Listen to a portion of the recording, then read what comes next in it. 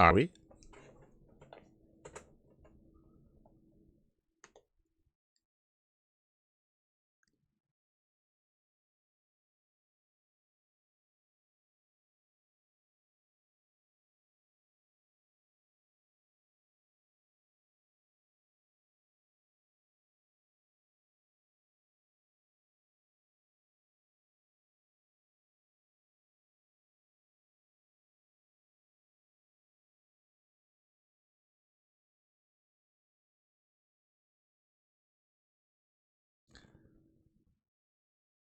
Yeah, it's one of those things where, I mean, the PvP was quite intense, which is what we expected out of Classic. Unfortunately, it was Trigger that was trying to maybe be a little bit overly greedy, especially considering the reputation that Classic has. If you recall, we spoke about like one-base all-ins and Proxy Robo and how we expected to see it multiple times in that series.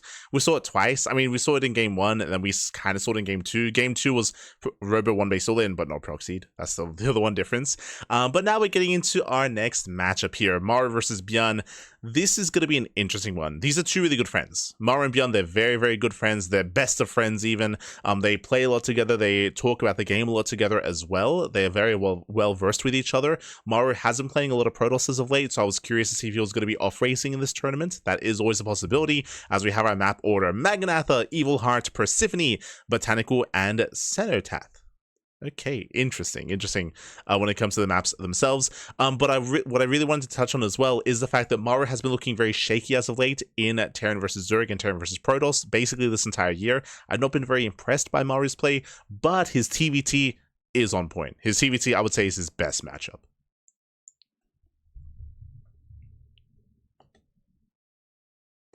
And if you're in the chat, you know what time it is. It is Gamba time. Predictions are open. Place your bets on who you think will have the series.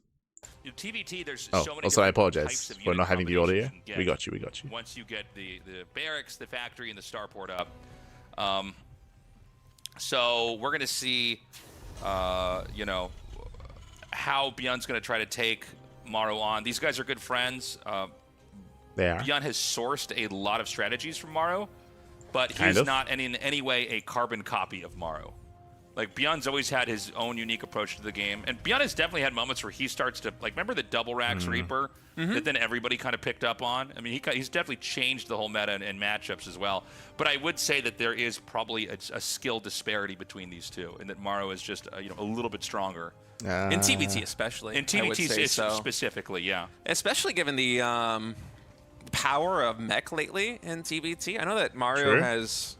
This I can get behind. Needed to take a break from traveling to tournaments or even competing in tournaments, especially leading up to EWC because of, I think it was either a shoulder or a wrist injury or a combination of the both. Shoulder.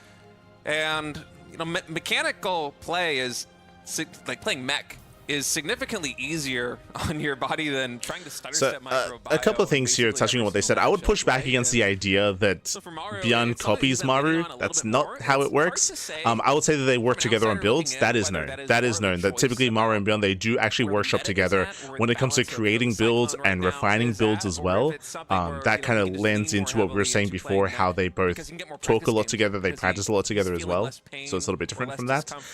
Meanwhile, I do like that State is touching on mech because Maru has been playing a lot of mech in every matchup. A lot more mech as of late. Yeah, it's just that repetitive. And it's likely to see some mech here in the TvT as well. Stress injury, right? But then when you have to stutter step a lot. ByuN went for a more economic start. His CC is already halfway done. Maru went for a tech-heavy start, double gas into a faster factory. That would have been a bit of a more defensive opener against a proxy, but ByuN didn't proxy. Like, I don't scroll anymore.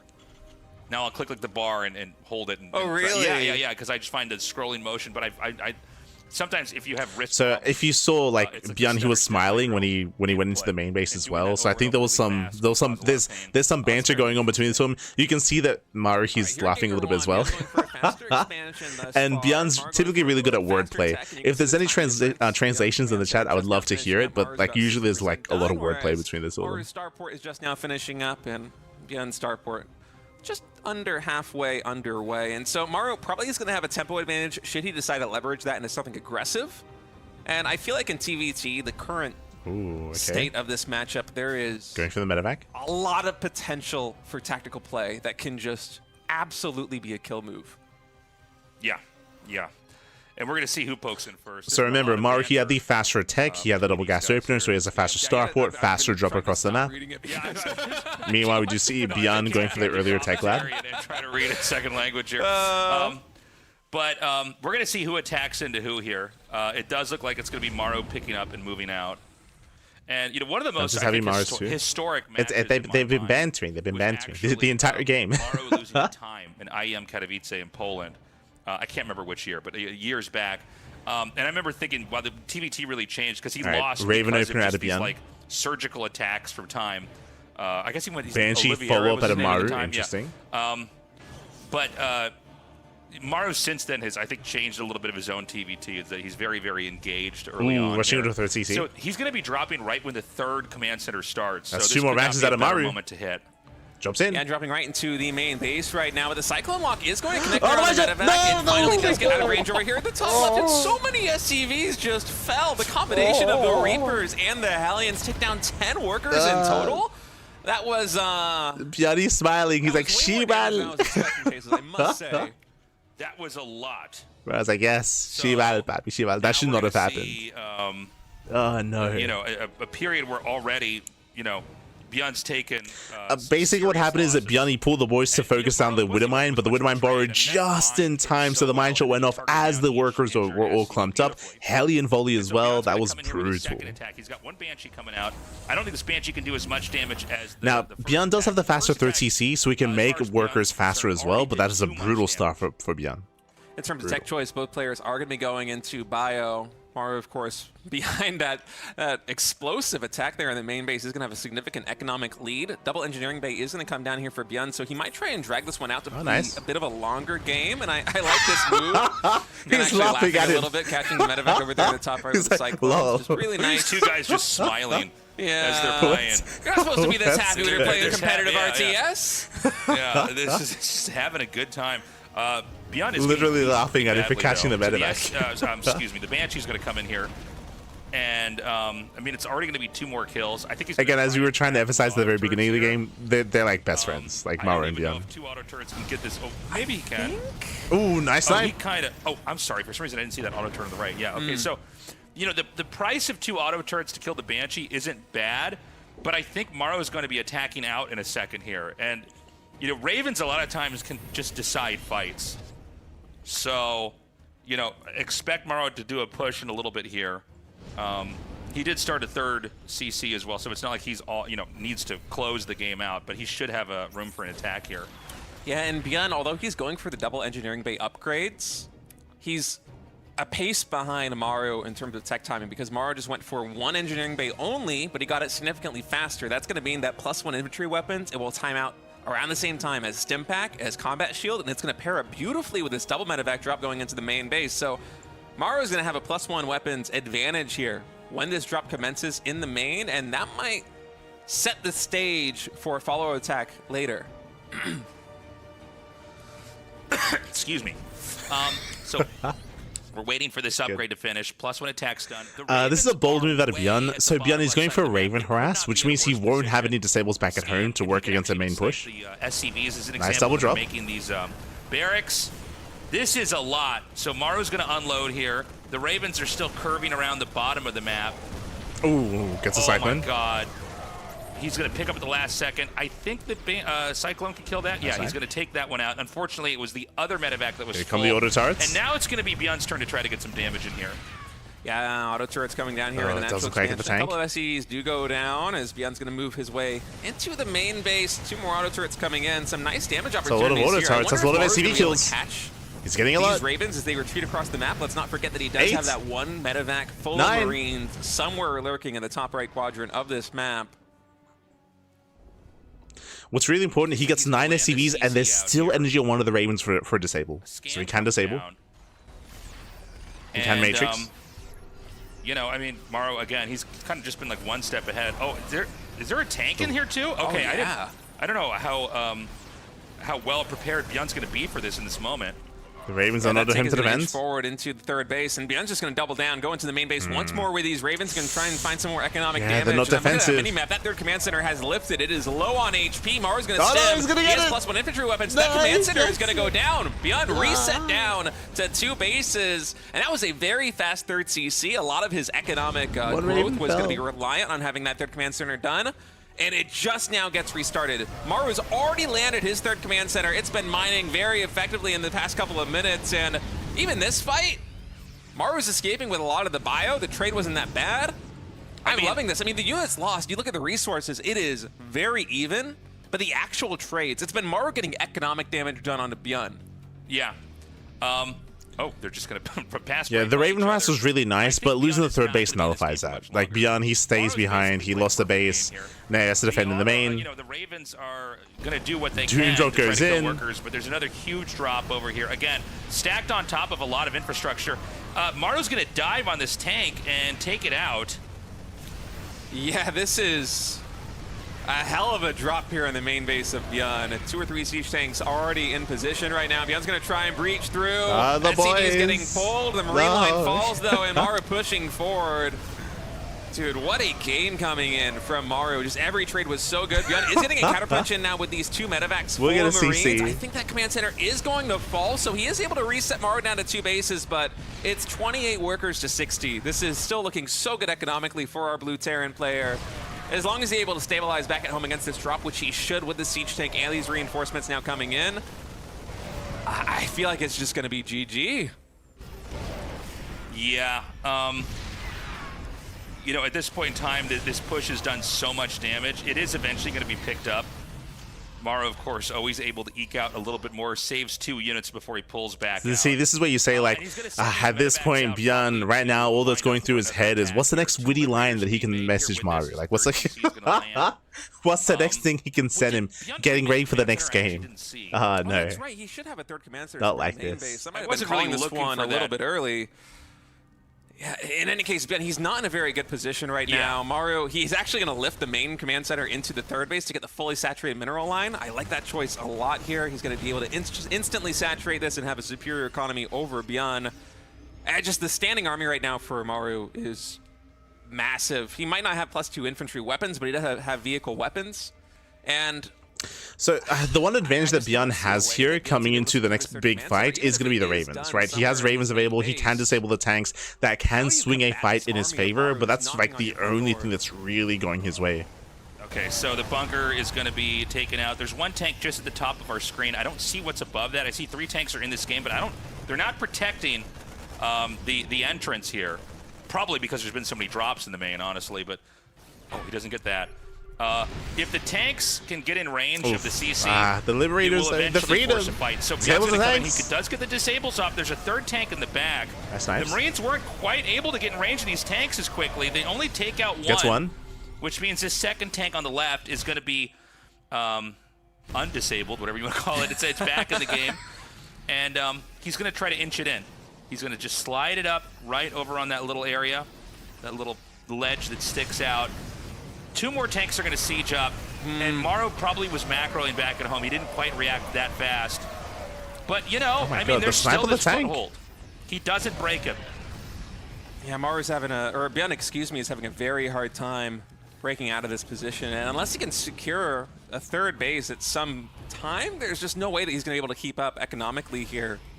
Well, it's one of those things where Maru doesn't have to force the issue. He has been throwing away a lot of supply attempting to do so. Even here, he's going to lose one of his tanks. Coming into this natural expansion, even a drop coming in as the medevacs pivot. Siege tanks are getting in position right now. He's getting on top of the tanks again. Siege tanks there at ByuN. No, they will not. Actually, ByuN with a really nice control, able to jump on that position, take down those 2 siege tanks that were trying to get entrenched right in front of the natural expansion, and he will stabilize. I've been thinking that ByuN is dead for like 3 or 4 minutes now, but somehow he is just sticking with this. Nah, he's been dead. Still looking like an uphill battle, but my goodness, ByuN. I mean, ByuN is really hanging on here. But I think that's it.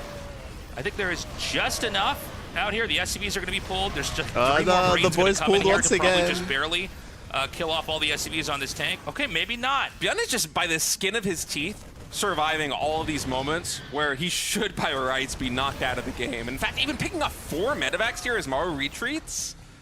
That's pretty sick. Now, Maru does have a third command center that's going to be coming online. This fourth command center is going to be coming online. No, he lifted the main base to drop it over here. Oh, no, tanks. Oh, that's funny. Yeah. These tanks are actually... Are they stuck? Oh, they are stuck. Okay, that tank sieged up. Okay, yeah, he notices that makes sense. Seconds after we see it. I saw in the units tab that Maru was up like 2 or 3 tanks. And I see the reinforcements from across the map, and I'm like, it doesn't feel like he has 2 or 3 more tanks. It feels like he's even on tanks in those pushes. He was saving them for later. Oh my god, that was unfortunate land there. He landed a little bit late, so all the SCVs are going to be returning minerals. That's actually the command center, from the main here for ByuN too. So I guess he canceled that third CC, or Maru was able to deny it. That's actually probably not a bad way to play it. To just like kind of lock in and macro and wait until you exhaust your main and then throw it over there.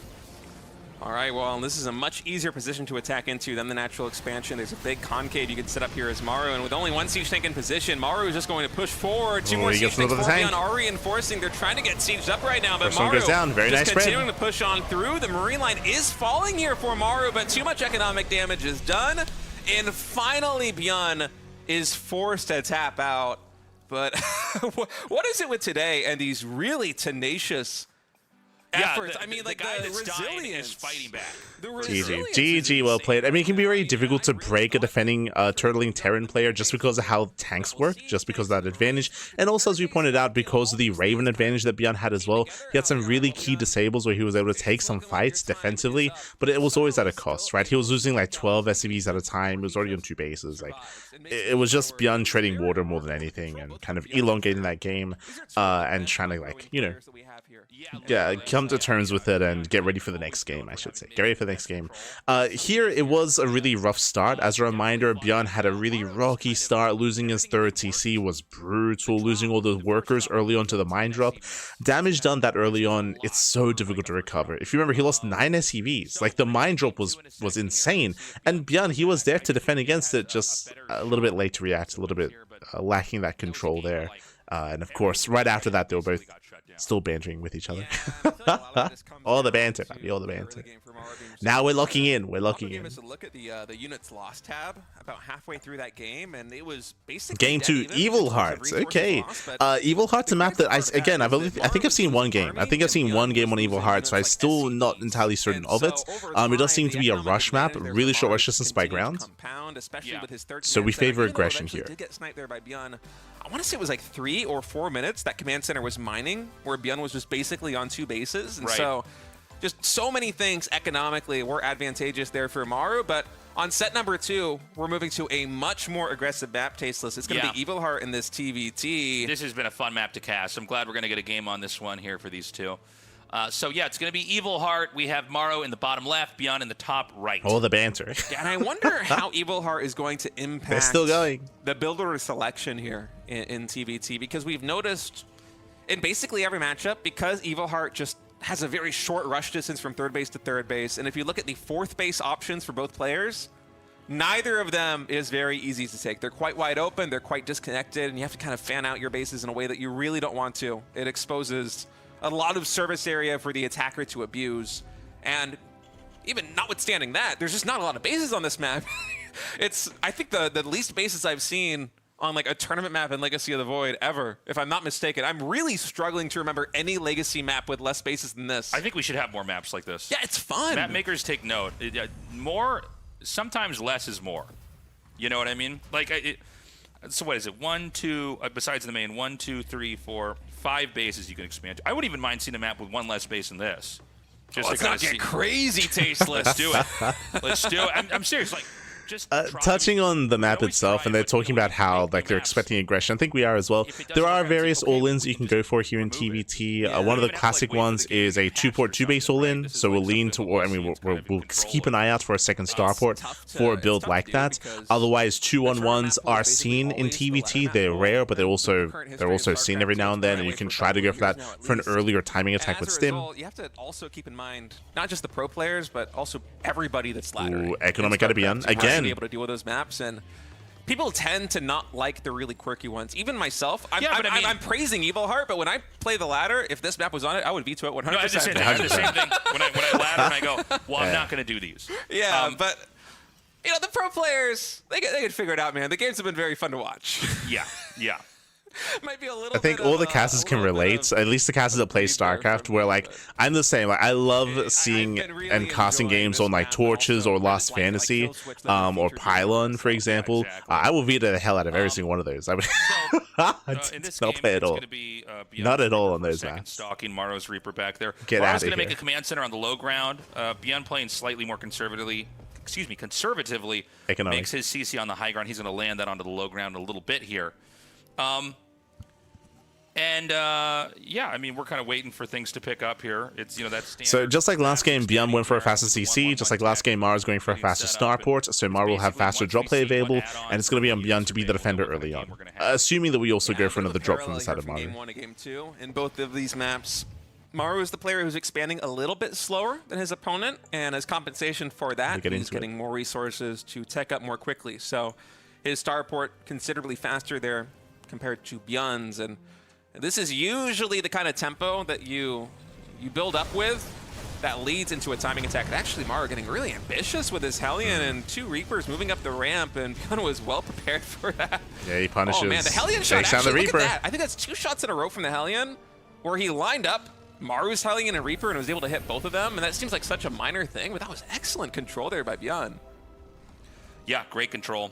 ByuN going to land that CC now. Ooh, early tank. For Cyclones here. So last game, remember, it was a Hellion Widowmine drop from Maru. This time, medevac drop once again, but going for the tank first. So hyper aggression out of Maru, more committed than last game. The Cyclone is always the strongest in between the travel distance of that. You know what I mean? Cyclones can target tanks or medevacs or anything like that. Oh, they're both laughing. Yeah, we'll see if it's actually like, mate, this map is crazy. So yeah, they're clowns for putting this in the map. A little bit of momentum after that push up the ramp of ByuN's base did not go to plan, but still with a faster starport, it seems like he should be able to get something done. Actually, a siege tank here and 4 Marines. Yeah, okay, so reactor Viking. I was talking about. He's going to set up right out here. Now, if the Cyclone can catch this, CC? it's big. He's that's crazy. The interaction we're waiting to see for, and it doesn't. So he sets up. Now he forced a siege in kind of a useless spot. The tank wants to be in range of the CC. So what Maru's going to do is he's going to loop around. He's laughing because he got a shot off from the Marines. And, like Taysa says that he's forced a siege early on, but no, he forced a siege. He gets a volley off on the Marines. Like that was better for Maru. If it's going to be on the low ground, so he's going to come back up here onto the high ground. Once again, luring him in. Yeah, a lot of pivoting here from Maru. Ooh, brutal tank shots. Get dropped. That even focus fire is down. One tank goes down. So Maru losing the siege tank as the crux of this build. He's going to have to pull back at least a little bit. There is a Viking reinforcing now. Do we have another siege tank here for Maru? It looks like no. Yeah. Well, the tank is kind of the centerpiece of the whole thing. Okay, so the Vikings land. The reactor Viking. I recognize them with this skill. I was like, there's a new unit in the game. Oh my god. So he's going to come in here now, and he's already killed 6 SCVs. The Micro's been really good with his Cyclone. He actually stays out of range and doesn't die back there. 9 SCVs in a Raven. 9 SCVs killed, and if the Cyclone doesn't bump into anything, it could actually get away. The tank is sieged up. That was so good by Maru. Yeah, that was really well done. It reminds me of game number 1. Second starport. Do you see? We called it at the start of the game. Do you see what I see? Second starport, 2-port, 2-base all in. So Maru, he's going for a 2-port, 2-base all in, and ByuN has a deficit economically coming into this. Right, but the fact that ByuN is losing all of these workers and Maru, so Maru, he's going to send it across the map. Remember, ByuN, he got a fast 3rd CC. That's not going to help. It's killing ByuN. He's playing quite greedy. He's going for a fast 3rd command center, which is already done now. It's transforming into an orbital. And Maru, he's adding in Liberators, he's adding in Vikings.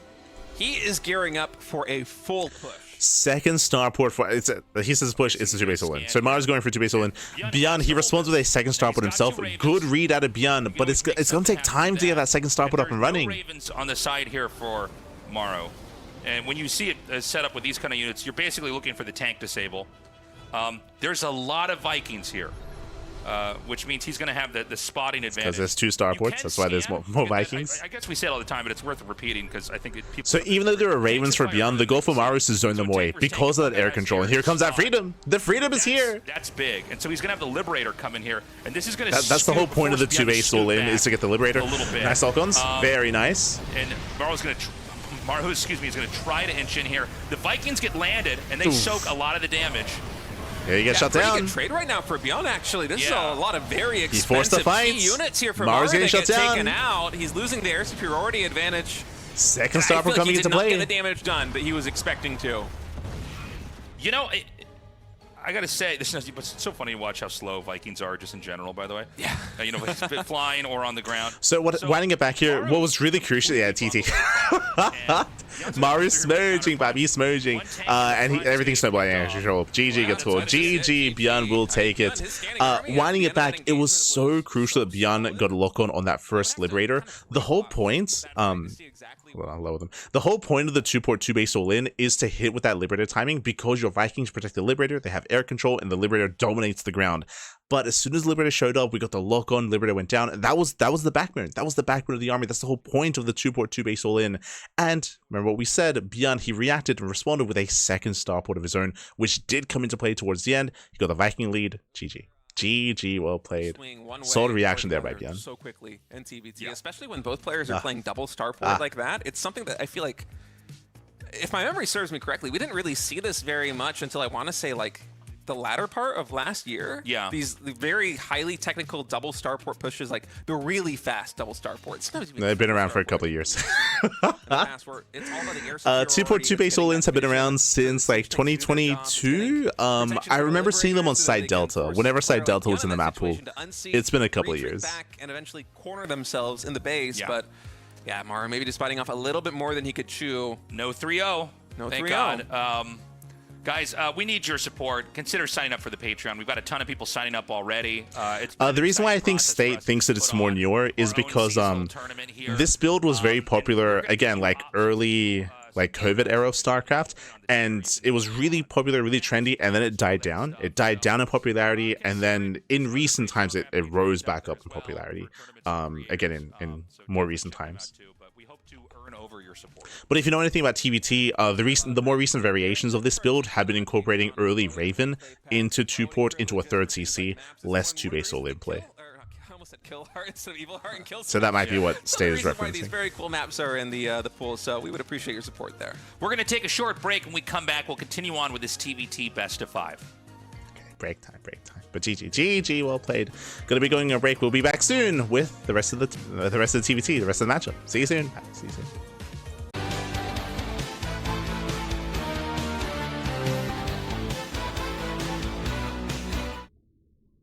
Right now, tied up 1-1. I think ByuN did a great job holding that attack. Maru seemed a little bit too, how do I say this? He was like rushing the process a little bit. I mean, a little overeager. You can kill, I mean, it happens all the time. Terrans will kill each other on 2 bases, but if you overextend, you are going to die to a counterattack. Yeah, I think he was feeling very confident because the early game was just so good for him again. I don't know if he got 10 SCV kills like he did in game number 1, but it was a lot of economic damage. Yeah. And yeah, it feels like Maru wants to play these really aggro games in TvT. We've seen the same story both in game 1 and the banter is still going on. More slowly, but taking up more quickly. I think I would agree with the sentiments of Maru overextending. I mean, we were trying to emphasize what the overextension was, and we were trying to emphasize earlier when it came to our analysis about the Liberator, because Liberator did push a little bit too far forward, because it was the first thing focused down. Like, that was the backbone of the push, of the army, of the 2-base all-in. Without that Liberator, like, you lose all that momentum, right? Who's going to then take the lead here? These guys have been bantering the entire time. Yeah, they have lots of smiles here. When we're on break as well, guys. It's like we have the chat open in the StarCraft 2 client, and they're just going at it. Very good friends. All right, guys, we're ready to go into this third game here. The map is Persephone. Let's see who takes the lead. Okay, Maru spawning here in the top left. Has the blue Terran. ByuN in the bottom right, excuse me. I don't know the spawns, I'm a fraud. No, the bottom left here of Persephone is the red Terran. Yeah, the banter's pretty fun between these two. Maru, after he like pushed into the natural expansion last game and he killed a bunch of SCVs, he's just like, yeah, I guess I'm playing pretty well today. And then ByuN just clobbers him. It's a lot of fun. Oh, look at this. Gas first opening for ByuN. Yeah, that's interesting. Gas before barracks. I wasn't paying particularly close attention to the early game builds, so I'm not sure if we've seen this already in the series from ByuN, but I'm feeling like this is probably going to be much faster tech here from the Red We haven't seen this from ByuN yet. Every game so far, ByuN has been going for a more economic start. Double gas out of Maru. So on this map, I don't know if it's which Maru has gone double gas every game so far. Drops in the main are really good TvT. Drops in the main in general, you know, you can, if you get tanks sieged up and everything, it can be really, really hard to deal with. But your mains are kind of pointed at each other, and you're not likely to have a base underneath. Every game so far, Maru, he has been opening up with drop play. Game 1, he went for the Widowmine Hellion drop, which did get a lot of damage. Game 2, we saw the more committed tank drop.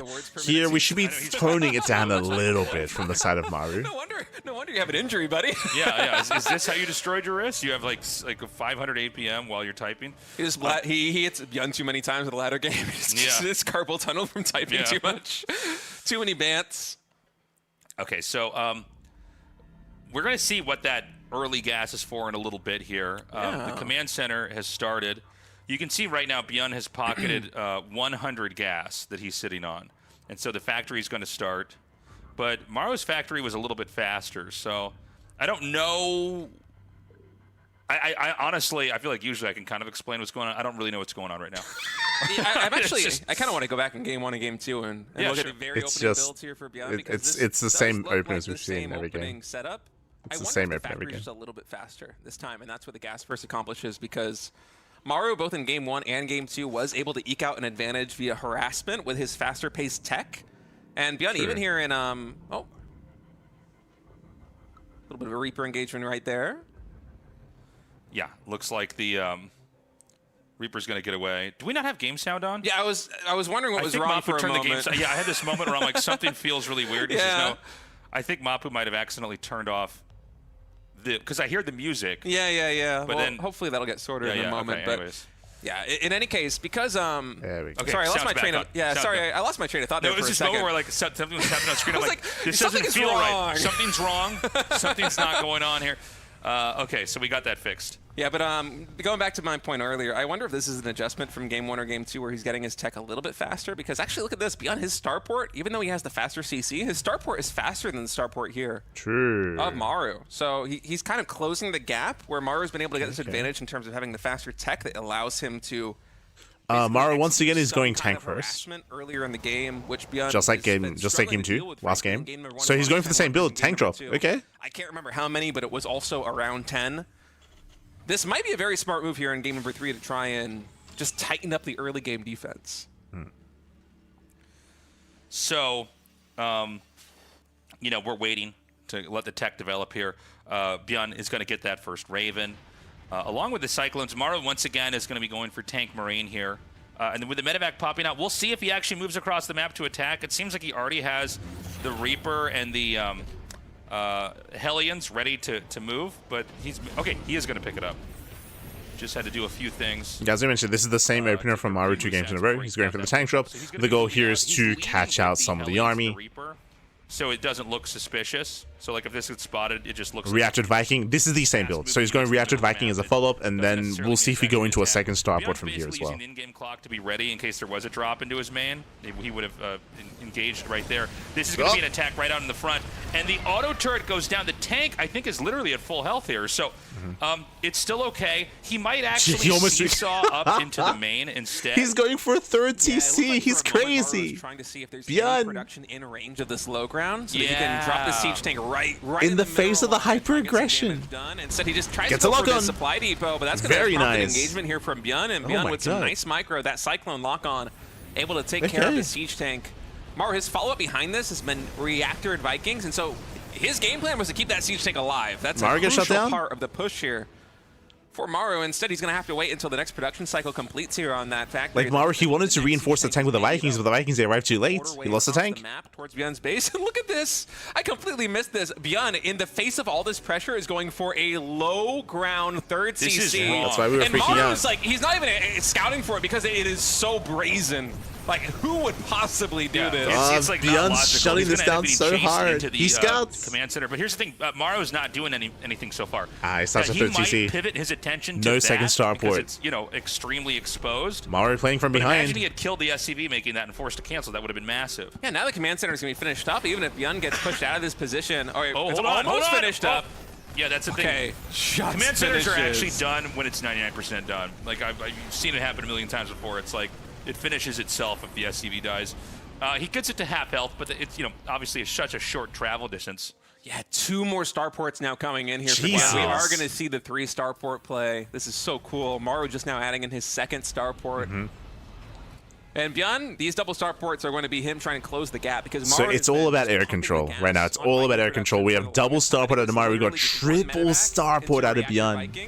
It's a lot of space to make up here for ByuN, and now with a little bit of an SCV Gets pull the and some again. Marines pushing across, he's able to take down one of the siege Gets tanks. both. Oh my god! Cyclone also able to lock onto the medevac, and ByuN has just completely pushed Maru out of this position, only losing 3 SCVs. And remember, the soup lies. Remember, the soup does lie. Right now, ByuN is down in workers, but he had a faster third CC. He has faster mules, going to be able to saturate that much faster as well. Oh, I say that. Maru's getting his own third.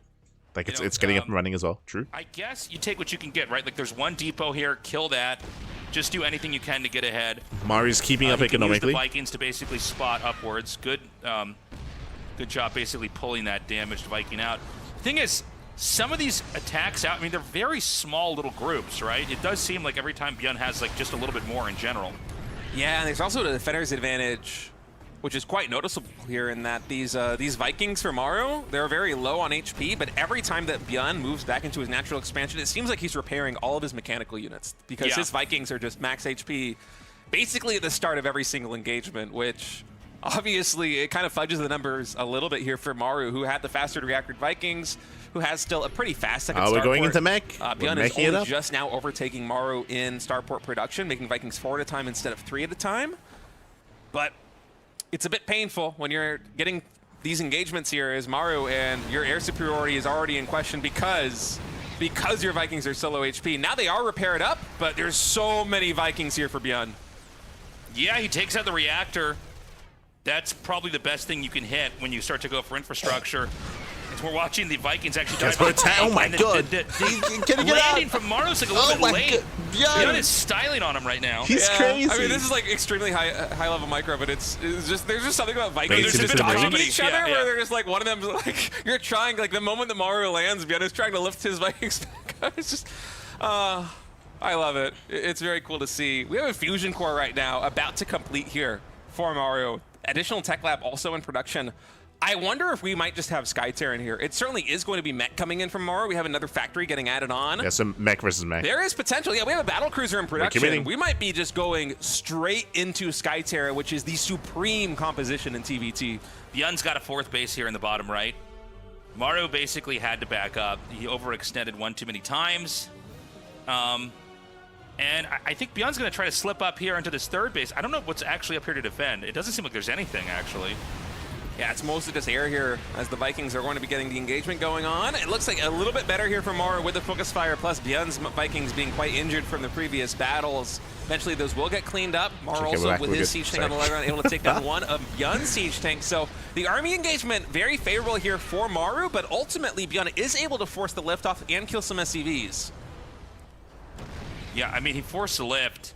Maru, you know, he's the same size supply-wise, but he's almost half the size as far as, you know, bases. See, what Tasteless is trying to say is that the soup lies. Really he's trying to say that. Understandable.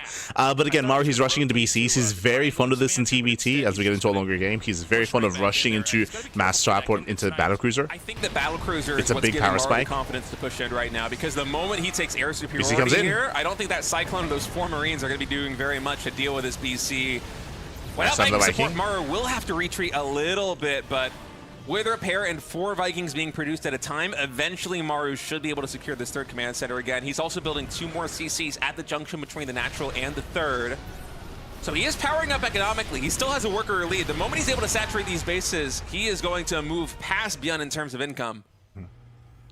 It's so crucial here that ByuN was able to scout that BC as well, so now he knows what he's up against. He's still fixated on mass Viking production, which is okay, but he will need either Ravens of his own or more tech of his own. I think it's just now turning into an orbital. What? I thought it was a landed command center for some reason. I just decided that. Okay, so then that makes more sense. Yeah, I was like, just now finishing the orbital, I think. Okay, so we've got the Liberator coming in here. It's going to start to take out some of these SCVs. Only actually gets 2. It does bait the BC into the main base, and ByuN was perhaps trying to use that as a distraction to, you know, pull the BC away and then potentially snipe it here with this large flock of Vikings, but ultimately not able to get too much damage done. Maru pivoting back into Viking production of his own right now. Double siege tank production as well, and with his 4th base coming online and 12 worker advantage here, for Maru. I'm liking this a lot for the blue Terran. I think that Maru, just the fact that he already has BCs on the map, like it's so difficult to reactively deal with BCs like this. There are ways to do so with Ravens of your own, with just like mass Viking of your own as well, but it's not easy. Like it is a big advantage that Maru has. Just the BCs as they build up. But ByuN, because the battle mech is going to be much more mobile, the Vikings and the Cyclones relative to the BC comp and Viking comp of Maru is going to have a lot more flexibility in terms of movement. He has the potential to catch Maru out of position and start to really build momentum that way. And I think that's kind of the angle that ByuN needs to find if he wants to eventually deal with a Sky Fleet of Maru.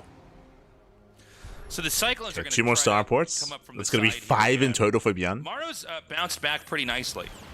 You know, he's got everything he needs mining. They're both actually dead even in workers, by the way. Yeah, Maru's just turtling. He's just turtling up. You can see him throwing down the wall of sensor towers, wall of turrets as well. Now we finally get the fusion core of ByuN, so he's finally going to get into BCs of his own. But it's going to take a while. It'd be funny to see them both go BCs. This is more common in super endgame TvT to see kind of a battlecruiser arms race, and usually that's prompted by the fact that there's nowhere else on the map to gain ground without, you know, possibly overextending, so it kind of elevates the game from the ground to the air. But if it's BC versus BC here, the Yamato cannon is an extremely important factor. Yeah, it looks like it is going to be BC versus BC. ByuN is going up to 5 starports right now, Tasteless, which is just a ridiculous number of starports. Yeah, so ByuN has 5 starports. We do see Maru mixing in Thors. So ByuN has a battle mech army to support himself. Meanwhile, Maru, he's building up that tank Thor count. In general, Maru's composition is more efficient. It's just a more efficient army. And it's looking that much more terrifying. Restarted the BC transition a little bit faster, might have been able to get some damage done. And look at this, by the way, these supply depots, at least I think they're supply depots, are basically all these expansions on the top right quadrant of the map. That is a really smart move from ByuN. It almost feels like we're casting a PvP when you see those. Yeah. Like a Phoenix versus Phoenix war, because it's a common tactic to try and block a Nexus getting thrown down. In this case, it's going to be blocking the command centers going down and forcing possibly siege tanks or BCs to go over there to clear them out. Okay, so ship weapons and plating are finishing up here for Maru. Game quieted down a little bit. You know, when you're taking in these big, heavy, expensive units, you know, there's really no incentive for either side to try to attack in there. Like, I do like the placement, by the way, from ByuN to even just throw down these depots. That's so cool. Should we want to do this? Like one depot sometimes placed somewhere where you're supposed to where you're trying to land a command center. In a game where you're trying to do like a million things at once. How many BCs do you have? That can end up with you just not getting a base there and maybe losing the game. Yeah, like how does Maru get rid of these besides just attacking them with SCVs, right? You know, ByuN is going to see it. The units that Maru has to deal with them, I think it's mostly just siege tanks and BCs. And those are both very critical units there for Maru. Or he's going to land some Vikings or something, right? And so both players are maxing out. A lot of it will come down to the engagements themselves. Of course, BCs, they can always poke in and then teleport away and then, you know, just keep going for those kind of move outs. We'll see if either player can catch each other. We have a very low Raven count from both players as well, and in 1 Raven from Maru. So Ravens aren't really going to be a factor. It is a very clever tactic coming in from ByuN. Okay, some scans coming down here. As Maru might be looking for a position on the map. They were just praising like the spread out of buildings, the scouting that ByuN has, the map control. You know, quietly, ByuN's actually taken, I think, almost every base he can take. He doesn't have that one on the left side, but like he's taken the gold base.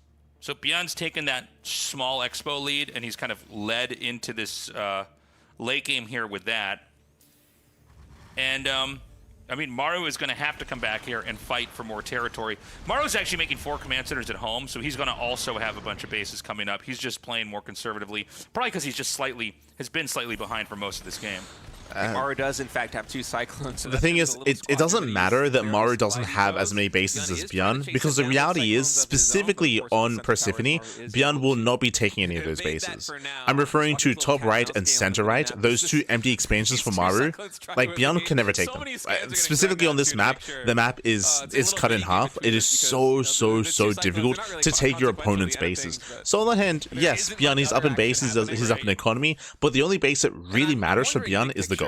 The gold base is the one base that he has over Maru. Because we have so many, we have so many command centers. Referring specifically to the economic game state. And ByuN might have just built, I want to say like 3 or 4 more starports. So we're almost at like double-digit starport right now for ByuN. 11 starports, dude! I don't think I've ever seen 11 starports in a single game of StarCraft. I don't think I've ever seen it either, man. This is crazy. Yeah, so you were mentioning this earlier, but I think it's definitely worth the Mass Viking Remax. That, like, eventually you need to just have a bigger and bigger army.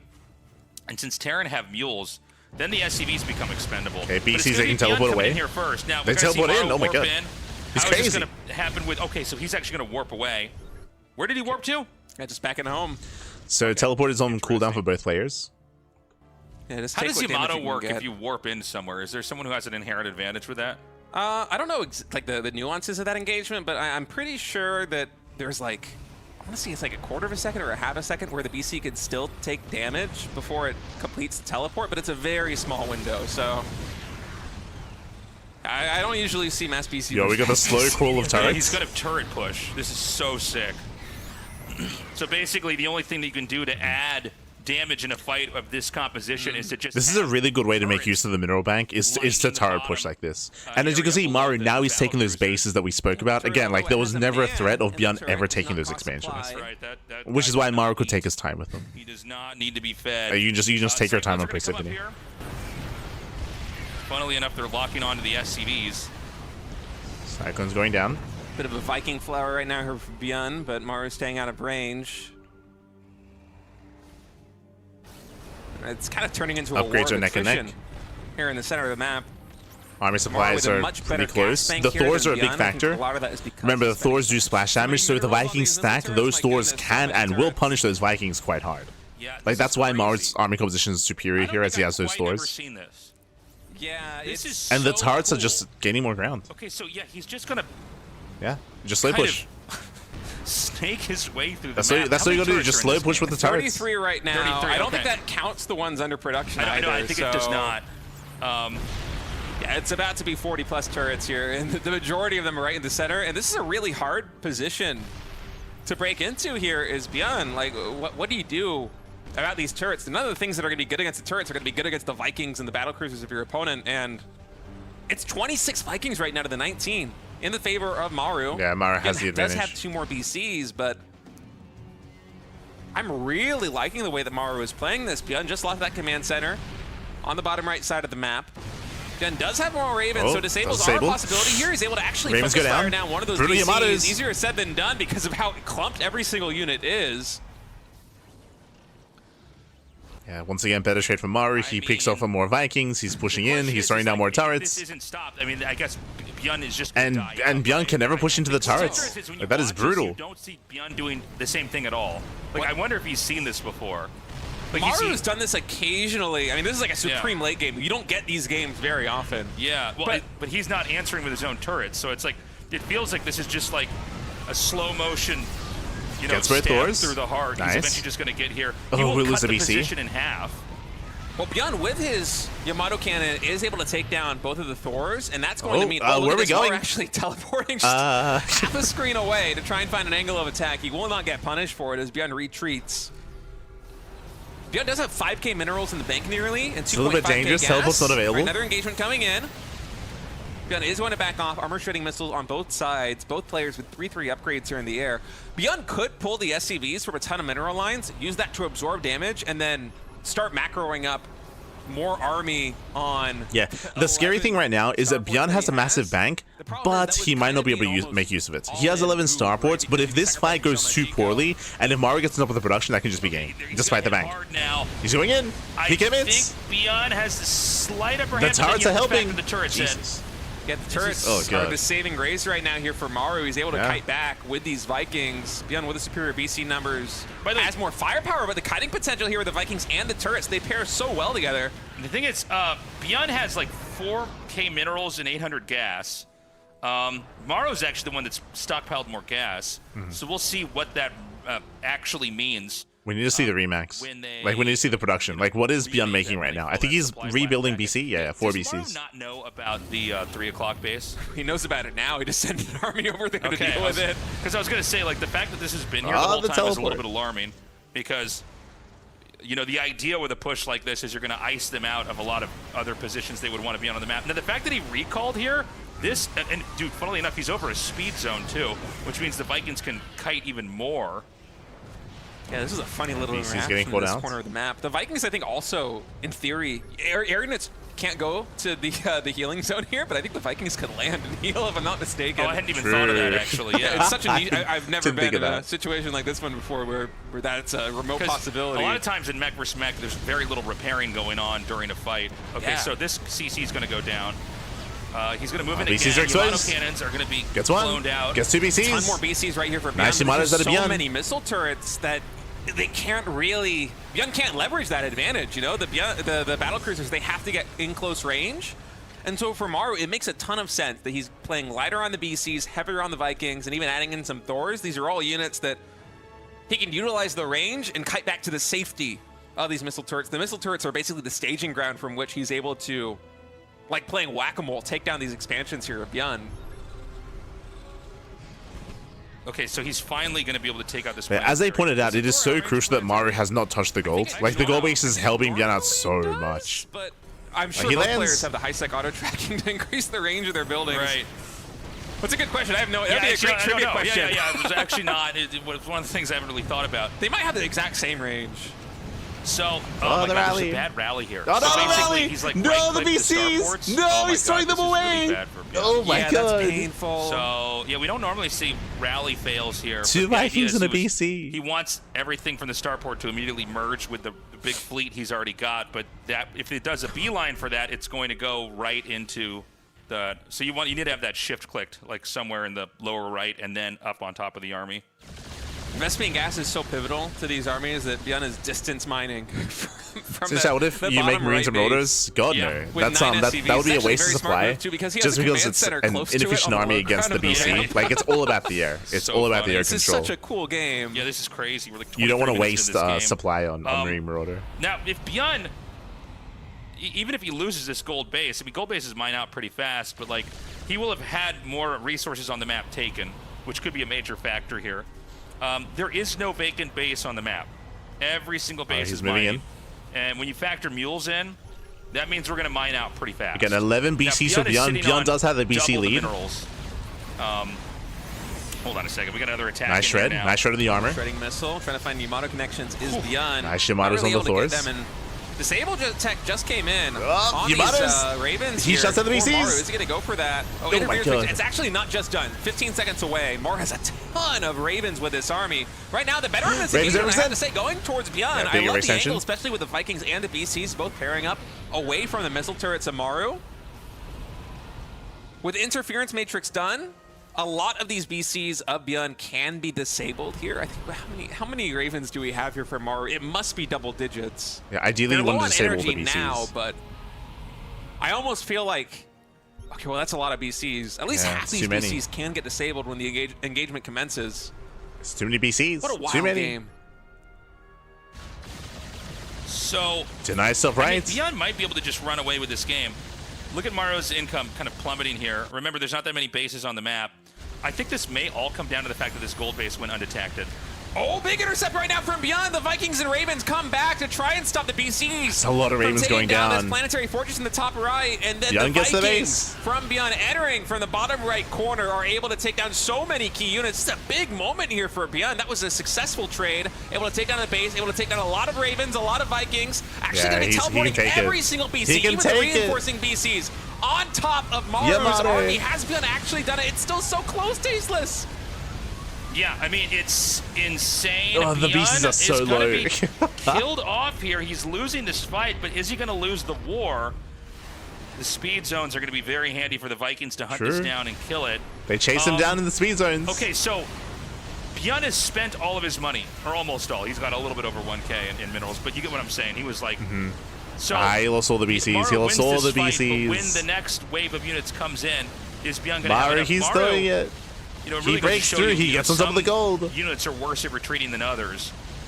So the gold base is going to be taken. Now remember, on a map where there's, we could literally run out of resources.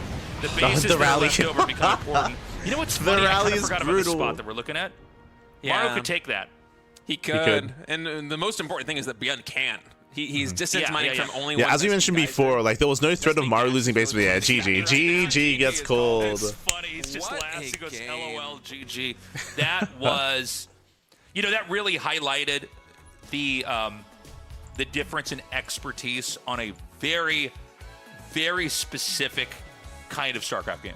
Yeah, you know what I'm saying? Maru is just the champion of these kind of plays. Every once in a while, you'll be in a game, and it's like, oh, I've done this before. There's like this whole weird song and dance we have to get into. Kind of like, when you see Phoenix versus Phoenix, like some people are like really good at handling that.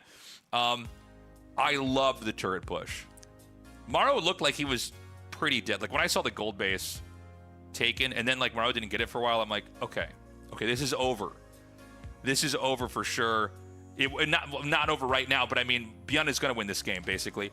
And then that turret push comes down, and you could see ByuN didn't even match it with his own turrets at the time.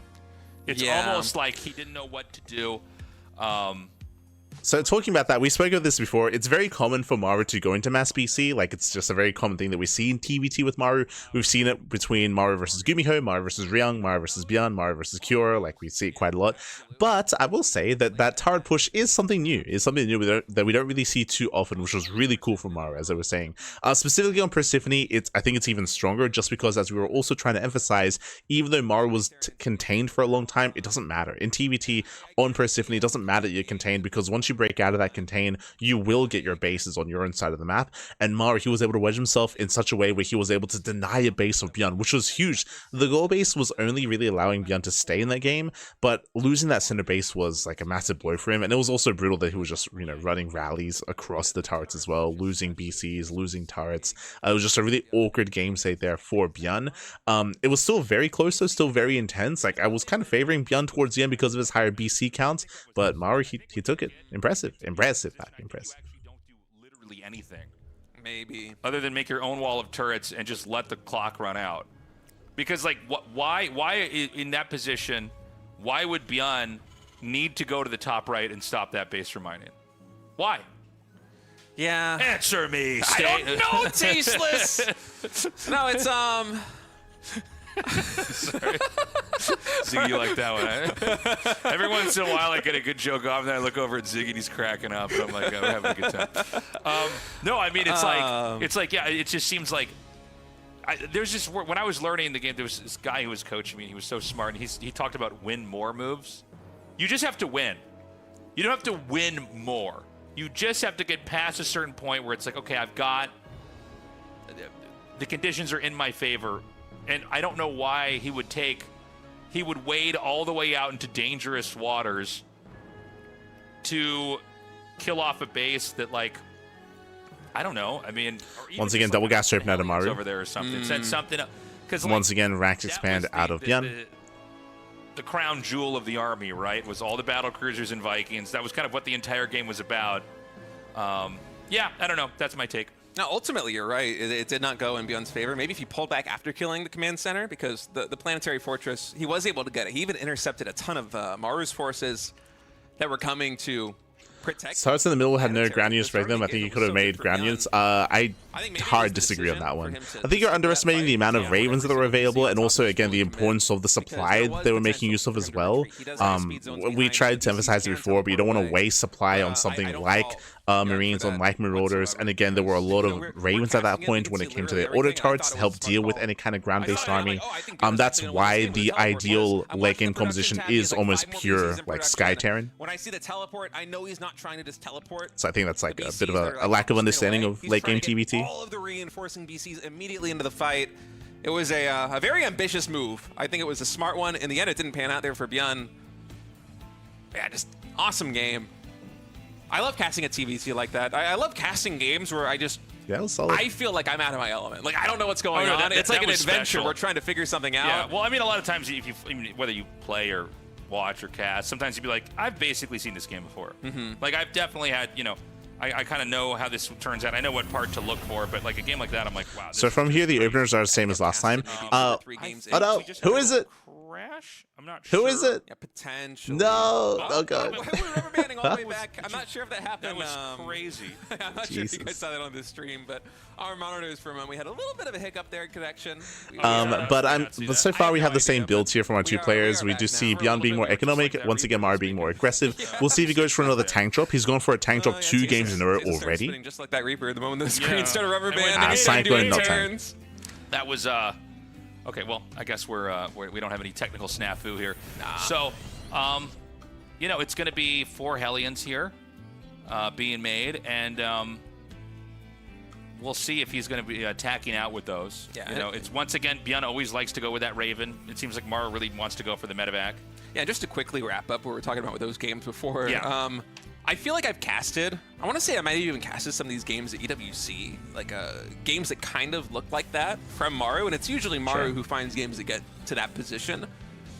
But like I can probably count on one hand the number of times it happens. And every single one of those games, positionally, they feel so different, especially because the map architecture impacts like where you're going to throw down the missile turrets, whether you can even do that as a viable strategy. Right.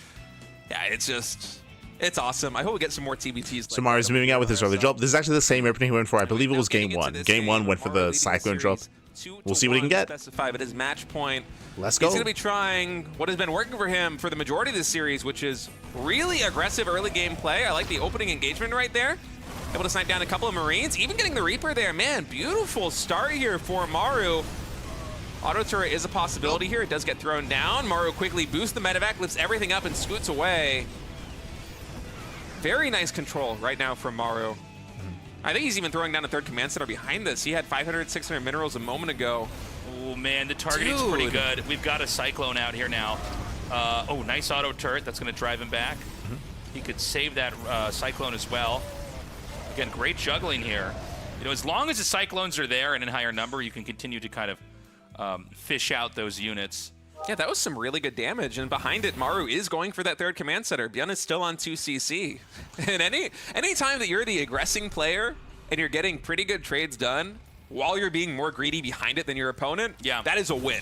Yeah, what's important here is that Maru, he has not lost a single Cyclone. Like, the Cyclones have been so efficient here from Maru. Yes, he bled out a couple of Hellions, bled out a couple of Marines, but he has been trading better here, has been out trading. As I pointed out, that 3rd CC is huge for Maru. ByuN now breaking out. Right now, Ooh, there's a Raven. Can shoot a lot further than they can see. So ByuN eventually is going to be able to stabilize, but once more, this 3rd CC, it is nearly done here for Maru. ByuN, no 3rd command center just yet. So is ByuN going to flip the script a little bit here in game number 4 and try to get aggressive? If he does, yeah, he throws out a command center and 2 engineering bays. I was going to say, if he does get more aggressive, I'm not exactly sure that it would work. Maru's infrastructure is just a little bit ahead of ByuN's in basically every facet. He has the faster 3rd CC. The barracks are coming online faster. The stim pack is coming online faster. 1-1 is coming online faster. I mean, the early game here for Maru, it is so advantageous. Yeah. Echoing what State just said, this is probably the cleanest game we've had out of Maru this entire series. Like, this has been the cleanest start, where he out-trades early on, gets damage done, gets a faster 3rd, faster upgrades, faster tech, faster everything.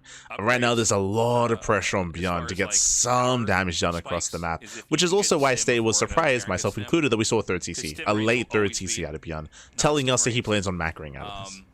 So we may see a push into that. Now, he doesn't know when ByuN stim is, but I'm just saying, if an attack were to happen, that would be big. Honestly, if I was in Maru's shoes, seeing the timing of the 3rd command center, I would expect to be behind in upgrades, right? Because I'm the player. Maru is the player that is expanding more aggressively. Naturally, you would think, all right, well, there must be some compensation for ByuN from that, but no, just the early game has been so fantastic right now. And Maru, so here we go. If I was in his shoes, I wouldn't be doing this. But man, Maru, he just knows TvT inside and out. He is the specialist in this matchup, and he knows that he has an opportunity. He knows he has momentum. Right, I would agree. He doesn't have to push here, but like he's ahead. He has the army. Cyclone's leading the charge right now, and this junction between the natural and the 3rd base is wide open here for Maru. Yeah, low ground 3rd base on this map as well. Okay. I actually thought Maru could have tried to hit those tanks there.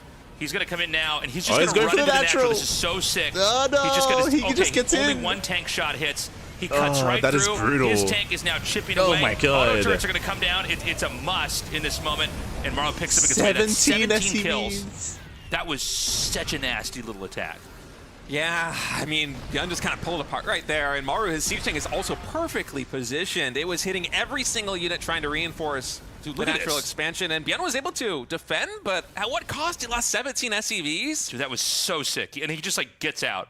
Yeah. I thought this is okay, well, at least they're praising Maru a lot. Maru, he is very much so dominating this game. That was also the map as well. Like, again, I'm very unfamiliar with Botanical, but here on Botanical, low ground third base and low ground area outside of the natural as well. Abusing that, like, that position is insane. The position right outside of the natural. So Maru was just able to outposition ByuN, shut down and get into the natural, and ByuN's falling further behind. ByuN is simply trying to stabilize right here. And again, like, this is like the cleanest game we've seen this entire series out of Maru.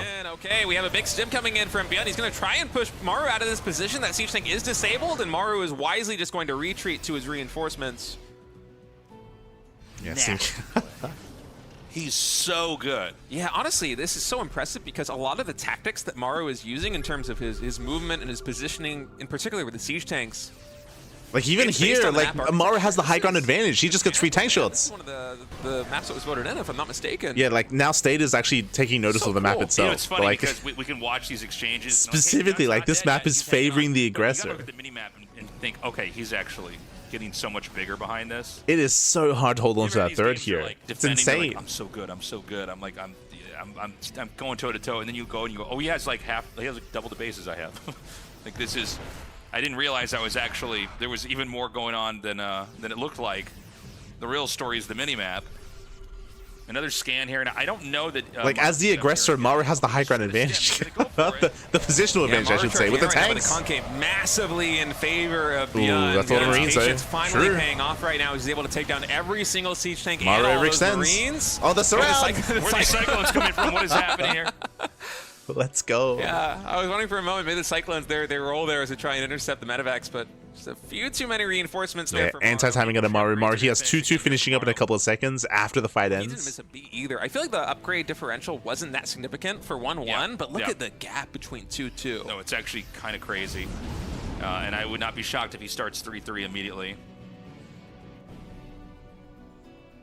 Okay, so ByuN's going to move out for the first time here and trying to get some of his own damage done. Now, if I'm looking on the mini-map, Maru was probing that area, although I think these two squads are going to miss each other. So there could be a lot of damage here. We got to see how prepared Maru is for this. We don't have a shot of the main yet, but let's see what's in here. Yeah, ByuN about to be dropping the natural expansion. Sensor tower not yet done here for Maru, so he has no idea, but there is a missile turret very well placed, and the engineering bays. Yeah, the E-bays are really well placed as well. Man. They kind of block one of the key drop-off locations for those medevacs. ByuN just has to scoot away.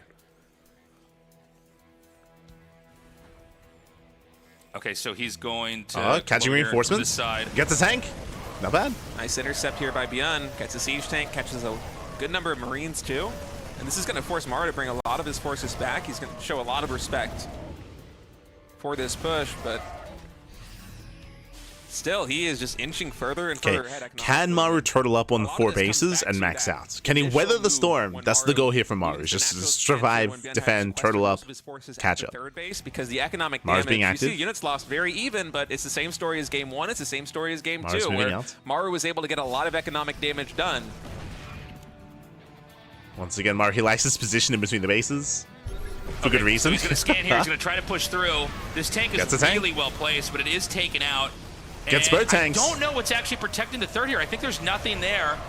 The Marines are going to try to come in. There's a lot of tanks. Maru trying to force tank within. Sorry, trying to force the fight within tank range. We have 5 siege tanks behind all of this right now. I mean, all the infantry are killed. And again, this position is just so brutal to defend against. Like, once again, Maru, he just wedges himself here on the high ground, sieges up, and ByuN just can't move in. He can't move out of his bases. Maru took a second to go back and do like this, like this high ground positioning is brutal. By the way, this position, if ByuN can't get control of this, he's going to lose control of 2 bases. He'll lose control of his third, fourth, and the natural. Can go down that ramp right now. Like, this crossroads here is crucial to the 4-base setup, and it's being broken. Like, takes down the siege tank in the natural expansion for Who voted for this map? Dude, Maru is just on fire in this game number 4. The positional play, specifically in this the patrons, they didn't know what they voted on. one last Hail Mary trying to drop Marines on these siege tanks, trying to take them down with friendly fire, but it is not going to be enough. GG. Wow, Maru putting on a clinic in game 4. Nasty. That was awesome. Nasty play. Botanical's insane. That's impressive TvT, man. He's good. Yeah, he's really good. I mean, he really brought it. My goodness. This guy plays a lot of StarCraft. That guy was that was impressive. Yeah, that was a really fun series. And ByuN brought the fight, man, too. I like the third base on spot with Cyclones out. It's like, I mean, it's a strong concept. Like, you're so in their face. So they're talking a lot about that last game, and as we said, like in the first half of that game, like this was the cleanest game out of Maru, that final game on Botanical.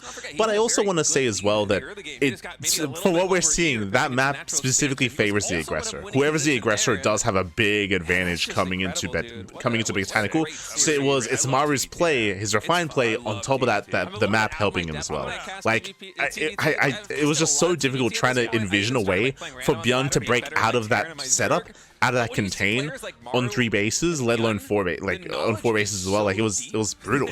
It's hard to like pushing up a ramp into high ground outside of your natural is crazy. Usually your natural's on the high ground, and the area outside of it is on the high ground as well. Like that's more standard. StarCraft 2 are so good.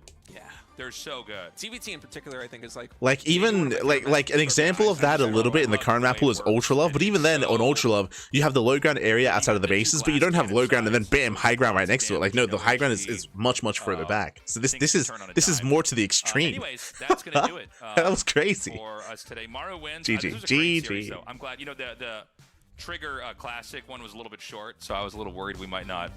You know, we might be done in like an hour and 10 minutes or something. But we had a nice long, full show here for you guys tonight. Yeah, and with Maru winning this series, he's going to be moving on to face Classic in the winners semifinals. Yeah. That's a pretty stacked top 4 right now in the winners. Of course, ByuN, he's not out of the tournament just yet. He's going to fall and face Trigger in the losers bracket. This is a double elimination playoff format. So, two predictions. Classic versus Maru. GG.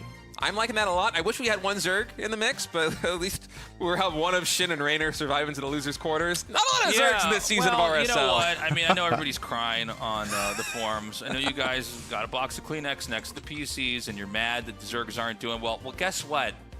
They had their time. They had their run. Pissed off at third of the That's fine. Zergs have won a lot of tournaments. We all know this, okay? Let them have their moment in the rain. All right, maybe they come back. Maybe they start to win again. Yeah, it's like that pivotal moment in the drama. You know what I want this to be? I want it to be like Warcraft 2, where there's only 2 factions, okay? Let's go backwards. No, I mean, we're already there, Tasteless. We're already there. Are very strong, and they could try to. They could fight back. We could have them in the finals. We'll see. We're going to be on tomorrow and the day after, guys, so be sure to join us. We will have gone through an entire season of RSL. But yes, so tomorrow we're going to be live with some more RSL action. Once again, we're going to be co-streaming. Tomorrow should be... let's double check here. Tomorrow's going to be Shin versus Raynor and Trigger versus ByuN. So we have 2 more series tomorrow. 2 more series. Now, but we also have season 3 coming 2 more matches later this year. And on top of that, Tasteless, the offline finals live from Seoul in December with a prize pool, with players in an arena, with fans in the arena, with you and me in the arena. Us in the arena. It's going to be so much fun, dude. And, I live for live StarCraft events. Oh, it's the best, man. It makes everything like a worth it. spiritual experience. Is that a subtle call to nerf Zerg? That was a subtle call that Zerg's already nerfed. That's from them. That like that, yeah. Not to nerf them. It's already happened. It's already happened. Archon Studio is our official partner here. The StarCraft tabletop miniatures game is coming. Get ready. Did you feel that in the air? Did you feel that? That's the feeling of the tabletop game, miniatures game coming out soon. All right? You want to get this. They've got some great products on their website. Check them out. I still think they should do a showcase of this on RSL. It'd be really cool if they were able to get like some models, like some early models of the miniatures game, show them off, have a painting stream, have like a Warhammer painting stream, like mukbang sort of setup. Make it happen, buddy. Make it happen. That's content. We want to see how badly Tasteless will paint a miniature. Show us the Marine. Whatever you can afford to give, we are very, very grateful. And we love you guys. We love this game. But yeah, shout out to Tasos, shout out to State, of course, and Ziggy and Gemini and all those working behind the scenes for making the RSL possible, for sure. They got their Patreon. You can support. Man, it's starting to cool off a little bit. Certainly it has here in Korea. It's gone from being incredibly hot and sweltering to only mildly hot and sweltering. So eventually those hoodies are going to come out. One day you're going to be walking around in shorts. You know what's going to happen? Your legs are going to be cold. And you're going to have to put the shorts away because winter's gotten here. And you're going to need to put on your RSL hoodie to stay warm, okay? Now, you're not going to not wear something under the hoodie. Okay, you're not an animal. Okay, what are you gonna wear? Taste like? I'm an animal. I'm an animal. Of course. And you're gonna drink hot cocoa out of your shirt and a hoodie. You're crazy, man. You're crazy. The holiday season, man. Only a couple of months away. Put some pins on the hoodie. Hey, we need to grow this YouTube. Do you see what they're not selling? They're not selling pants. Watching on YouTube. Hello. Where are the pants, Pappy? They're down. Watching on Twitch. Hello. One guy right now is someone's watching on X. We get viewers on X. Hello, people on X. Everybody, go to the YouTube. Consider joining our YouTube. Subscribe. We're trying to grow this thing, and you know, when you first start a channel, it's hard. See, is there more StarCraft coming today here? There may be. So another tournament should be on the horizon. Every day, I'm getting tweets or people message me. They say, "I didn't know that this was going on. This is great." So yeah, please help us grow that out. We also have the RSL After Dark podcast that's on there. Yeah, I mean that's it. That's it. We would we'd welcome your guys' support, not just there on Patreon, but also on the YouTube. And even if you're watching live, man, just drop by, go on the YouTube, click the surprise button. Hit the subscribe button. Whoa! I'm surprised. I don't know what's with me today, dude. I'm jumping my words so much, but yeah, we couldn't be doing any of this without your guys' support. So sincerely, thank you so much. Yes, guys, we love you. Remember to flick that bell. Flick the bell over on YouTube. Follow us on Facebook, Twitter, Instagram, Discord, all things CranKy, Ducklings, ! Socials in the chat. If you want to follow us, if you want to support us on Patreon as well. But again, a big shout out to all those working behind the scenes on RSL. I did mention before that again, we're still kind of in the teething phase of RSL. It's still only the second season. They're only up from here as they refine their play, as they add more to their show. Of course, I'm sure they will, as they refine their production and get in towards those final playoffs at the end of the year. Someone earlier was asking about more StarCraft here tonight. Again, this is a very short broadcast, only 2 hours, 2.5 hours here for the RSL, but there is another tournament around the corner. I mentioned this before, but our schedule this week is going to be a little bit different. As you can see here, usually we are live twice a day, once in the morning, once in the evening, but because of RSL, because of Maestros of the Game, we are adjusting our schedule for this week. As you can see, we just finished casting RSL on Friday, and up next we have Galaxy Cup. So instead of having 2 casts a day, 1 in the morning, 1 in the evening, we have back-to-back broadcasts. Back-to-back broadcasts. Bam! We have RSL into Galaxy Open. Tomorrow it's going to be bam! RSL into Maestros of the Game, and then same thing, RSL into Maestros, RSL into Maestros. So again, back-to-back broadcasts. Galaxy Open Cup is a tournament run by Choi Galaxy. Choi Galaxy is a big Korean passionate fan and streamer and caster. Choi Galaxy is going to be casting in Korean. We're going to be casting in English, as I believe the tournament has already begun. I did tell them that we were going to be a little bit late, but the tournament has begun, and it looks like we are going to be dipping our toes into that. So the stream is going to be going down for a little bit. We're going to be switching to the countdown timer. So it's going to be going down for a couple of minutes while I set up all the overlays, while I set up all the assets and get ready for the next cast and get ready for the Open Cup. Very quickly here in the chats, bam, I can give you a link to the brackets. There you go. So I can give you a link here to the tournament we're going to be covering. And it looks like, who do we have? We have Geralt, we have Nickrat, Ledlix, Hacker is top. I see Percival as well. I see Reciprocity. I see Hon Mono, Triple, Gillyman. So we do have, I would say, a bit of a smaller lineup here. We have some high quality players, don't get me wrong, but there's no big name here like ByuN. I mean, ByuN was busy playing with this. ByuN did sign up, but he was unable to check in because he was competing in RSL. Likewise, I don't see a hero here. There's no hero. I know this is clashing with Kung Fu Cup. I know that Kung Fu Cup is also featuring some of the other players. I think Classic is playing Kung Fu Cup, so he could not play in Galaxy Cup either. Regardless, we're going to be going on a break. When we come back, we will have the Choi Galaxy Cup. See you soon. See you soon. See you then for the next cast. See you in a couple of moments. See you soon, baby. See you soon.